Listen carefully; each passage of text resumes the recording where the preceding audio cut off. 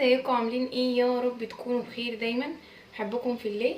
النهارده بقى هنعمل وجبه غدا جميله جدا، وطبعا فوائدها كتيره جدا جدا، وهي الكرنبيط. عايزين نعمل بقى النهارده كرنبيط كده يكون مستوي حلو، ويكون بقى مقرمش وكريسبي كده ان شاء الله. هيطلع احلى والله من وجبات كنتاكي.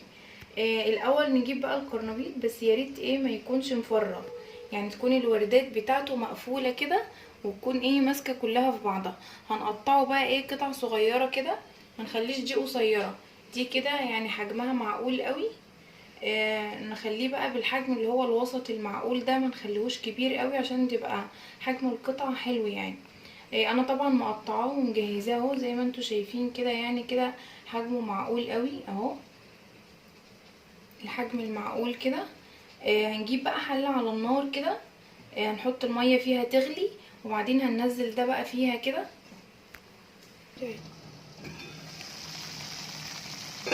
هنا بقى عندنا المية بتغلي اهي. الاول كده هنحط في المية بقى شوية ملح وشوية كمون، والكمون ده حاجة مهمة جدا علشان اولا بيديله طعم حلو قوي، وفي حاجة كمان علشان الناس اللي عندها مشاكل بقى في المعدة والقولون وبيقول انه بيعمل انتفاخ وكده، الكمون ده حاجة جميلة جدا، وان شاء الله هناكله كده واحنا مرتاحين، مش هيبقى فيه بقى اي انتفاخ ولا اي مشاكل في المعدة خالص. حطينا بقى معلقة كمون اهي. الكمون ده بقى هيديله لون وريحة حلوة قوي، وكمان يعني مش هيبقى فيه اي مشاكل في المعدة باذن الله يعني. هنحطه بقى، نخلي الوردات دي لفوق، والعيدان بتاعته دي هي اللي لتحت.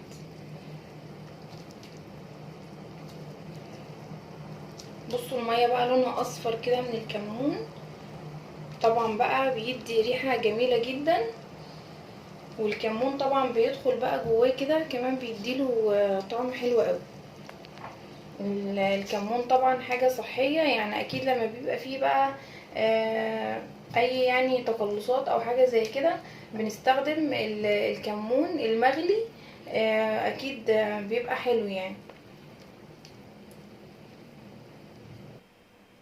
هنا بقى هنعمل الخليط بتاعه كده. هنجيب بولة كده هنحط فيها بيضتين. البيضتين دول بقى هنحط لهم كده رشة فلفل اسمر،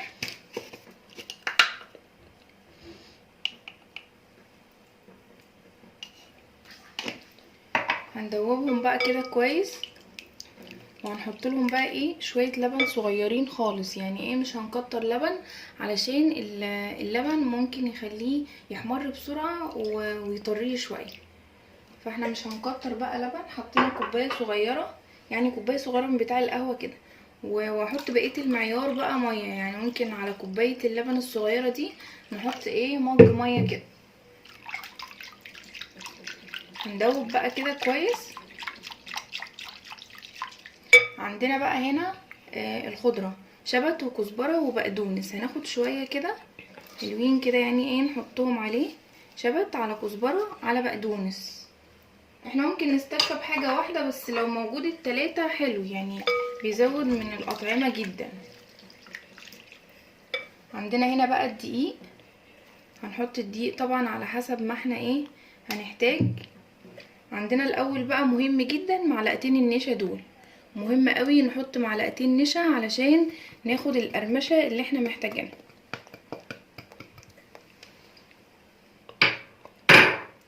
وهناخد بقى مع النشا دي معلقه كده من البيكنج باودر، هنحط شويه كده حوالي عن معلقه. هنقلب بقى ده كله كده مع بعضه، ونشوف بقى لو الخليط ده محتاج لسه دقيق هنرجع نكمل دقيق تاني.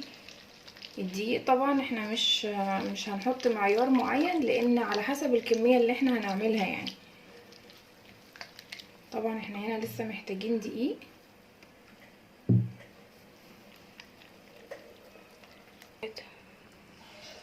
بصوا هنا كده انا حطيت حوالي عن كوبايه ونص من الدقيق، وهنا بقى القوام بتاعه حلو قوي معقول كده. هنحط له بقى كمان شويه توابل كده. احنا حطينا طبعا الكمون قبل كده في السليق، وهنحط كمان شويه كده صغيرين حوالي عن نص معلقه. والملح طبعا اساسي. هنحط كده معلقه ملح، وعندنا بقى ايه شويه كركم كده، هنحط ايه حوالي عن نص معلقه كده صغيره كركم. كركم برضو بيديله طعم حلو قوي وبيديله لون جميل جدا. عندنا بقى شويه بهارات خفيف خالص كده هنحطهم برضو، نص معلقه كده صغيره. ونحط ايه نص معلقه من الكزبره الناشفه. وكده يبقى احنا كده ايه حطينا التوابل بتاعته كلها، معادش محتاج اي حاجه تاني. هنقلب ده بقى كده كويس، وكده يبقى الخليط بتاعنا جاهز. مفيش بقى غير ان بس الكرنبيط يكون اتسلق كويس. يا ريت بقى ما نسلقوش قوي، نخليه ايه يعني شويه ماسك نفسه كده عشان ما يبقاش طري قوي كده وما نعرفش نحمره يعني. كده تمام قوي. وهنحتاج بقى شويه دقيق تاني لوحدهم، علشان لما نحطه في الخليط ده ضروري قوي نحطه في الدقيق علشان نطلع بالقرمشه اللي احنا عايزينها. بصوا هنا بقى، هنا الكرنبيط احنا سلقناه اهو. عايزه اقول لكم ان هو كده زي الفل تمام قوي كده، ما نسويهوش قوي بقى عشان ما يتهريش. طبعا بقى نركنه كده على جنب. وهنا الخلطه بقى اللي احنا عملناها اهو، نظبط بس الاضاءه كده. الخلطه بقى اللي احنا عاملينها بصوا، عايزه اقول لكم اللي هي لونها بقى جميل جدا وريحتها حلوه قوي. وده الدقيق اللي احنا قلنا عليه. هنحتاج شويه دقيق تانيين كده. هناخد بقى ايه الكرنبيط ده هنحطه هنا كده، وبعدين هنطلعه بقى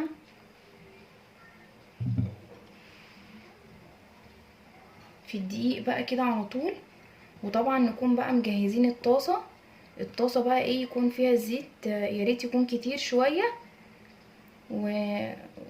ويكون سخن. ننزل بقى بده سخن كده، نحطه بقى في الطاسه على الزيت يكون سخن قوي، وبعدين ايه نهدي بقى عليه النار. هيطلع بقى معانا مقرمش وجميل جدا وزي الفل، وان شاء الله يعجبكم. طبعا دي اسهل طريقه يمكن نص الشعب المصري بيعملها. طبعا الكرنبيط ده ليه طرق كتيره جدا وجميله قوي وحلوه. بيتعمل بالبشاميل طبعا بيبقى رائع جميل قوي. ممكن نعمله بالفراخ برضو بيبقى حلو قوي جميل. وبيتعمل كمان زي الخضار كده، زي ما بنعمل البسلة والبطاطس والحاجات دي برضو بيبقى حلو قوي جميل. طبعا احنا معانا بقى الايام جايه كتير، والكرنبيط طبعا احنا في ايامه بقى وموجود كتير، فهنعمله بقى مع بعض باكتر من طريقه. بس احنا بنقول ان دي اسهل طريقه احنا بنعملها يعني للكرنبيط. وبصراحة بيبقى طعمها حلو برضو جميل جدا. والكرنبيط صحي وجميل جدا وفوائده كتيرة، وخصوصا للأطفال يعني حلوة قوي. انا طبعا مجهزة الطاسة بقى الزيت سخن تمام كده اهو. هكمل بقى كده على قد الطاسة، وبعد كده ارجع لكم تاني عشان ما اطولش عليكم. بصوا هنا الزيت بقى سخن اهو، انا اختبرته كده لقيته تمام قوي سخن زي ما احنا عايزين. هننزل بقى بالكمية اللي احنا عملناها دي.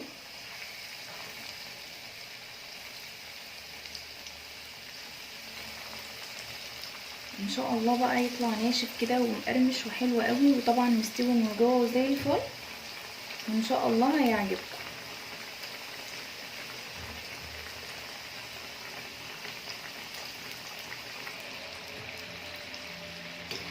بصوا كده ماشيين زي الفل اهو. وعايزه اقول لكم بقى ان هو سامعين بيخربش اهو بيخرفش. نقلب بقى ايه على الناحيه التانية كمان مره كده.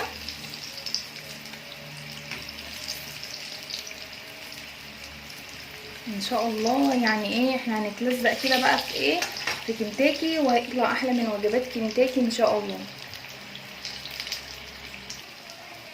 بصوا هنا بقى كده بقى تمام قوي. هنطلع بقى كده على مناديل علشان لو في بقى اي زيت ولا حاجه تنزل في المناديل دي. ويبقى كده بقى يعني ايه احنا كده عاملين الواجب معاه زياده. حطينا له مناديل وظبطناه في التتبيله بتاعته وكده زي الفل.